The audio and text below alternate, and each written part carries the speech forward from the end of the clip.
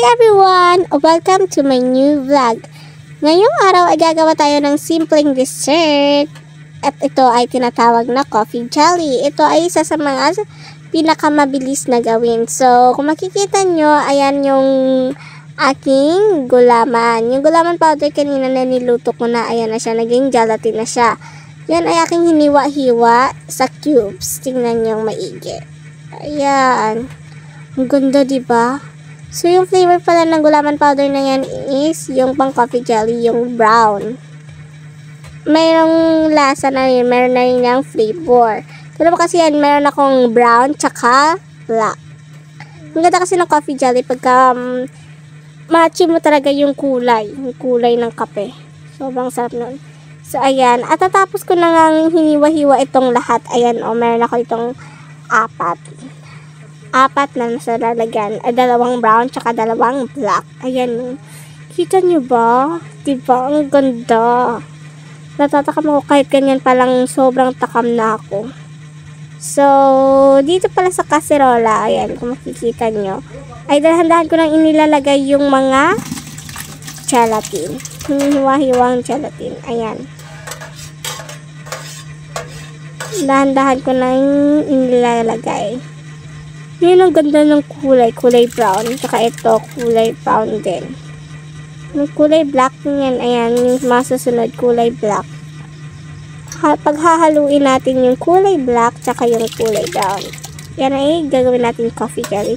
Napakasimple nito, ngunit napakasarap. Mura lang din yung mga ingredients nito. So, ayan siya. Diba? Kulay black naman yung jelly na yan. Pasensyahan nyo na yung sandok na ginamit ko ha. Yung pang prito pa. Hanap kasi ako ng sandok. Yung pang ano sana. Kasi hindi ko mahanap. Kaya ayan na lang. Tsaka later yan. Kasi nga pista din yan sa amin. Pista sa amin. Tsaka nagmamadali na akong gumawa. Kasi medyo pagod na rin. So wala na akong mahanap. Okay na yan. Ang importante is maihalo natin yung mga ingredients. Ayan yung lambot ng ating gelatin. Diba ang ganda? Tingnan nyo, hindi ko pa nakahalo din kasi inaaskas ko yung aking tripod. So, ayan, nilagyan na natin ng gatas. Ayan pa yung gatas. 2 creme densada. Para makamura tayo, hindi na tayo bumili ng all-purpose cream. Yung 2-in-1 na lang, yung may all-purpose cream tsaka condensada. Para makatipid tayo. Ayan, 2 lata yan. Tsaka maglalagay din tayo dyan ng condensed milk. Para yan ang magpapasarap sa ating coffee jelly. Yan ang magpapatamis. Okay na rin yan. Masarap na rin yan. Matamis na rin yan. Dinagdagan ko lang para syempre, pag sinabi natin dessert, masarap, matamis yun. Kaya, ayan.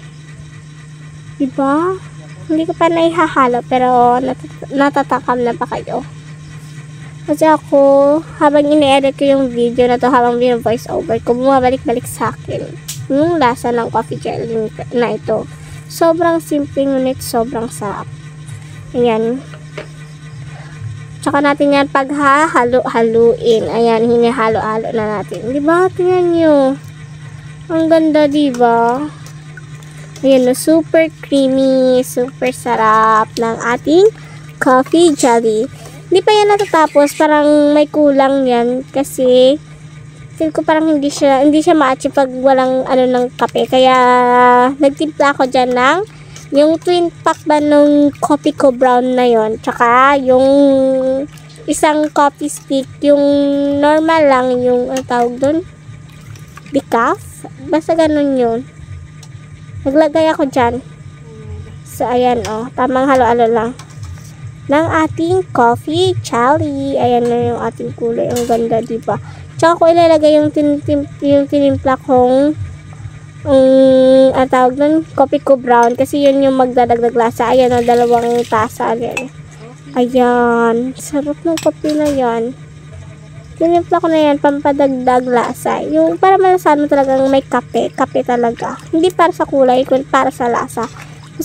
Mas masarap kasi yung coffee jelly pagka lalong malasa. Malalasahan mo yung kape. So, ayan. Tamang halo lang.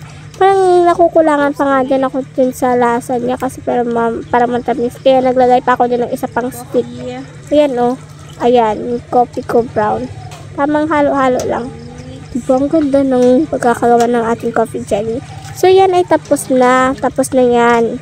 Ayan, tamang halo-halo na tayo. I-chill lang yan natin hanggang sa lumamig. Tsaka natin isa-serve. Kasi mas masarap talaga i-serve yan pagka malamig. Tingnan nyo. Satisfying yung pagkakahalo-halo, diba? Super creamy. Ang daming gatas. Halatang hindi tinipid. Mura, ngunit hindi tinipid. Ayan. Ganda, diba?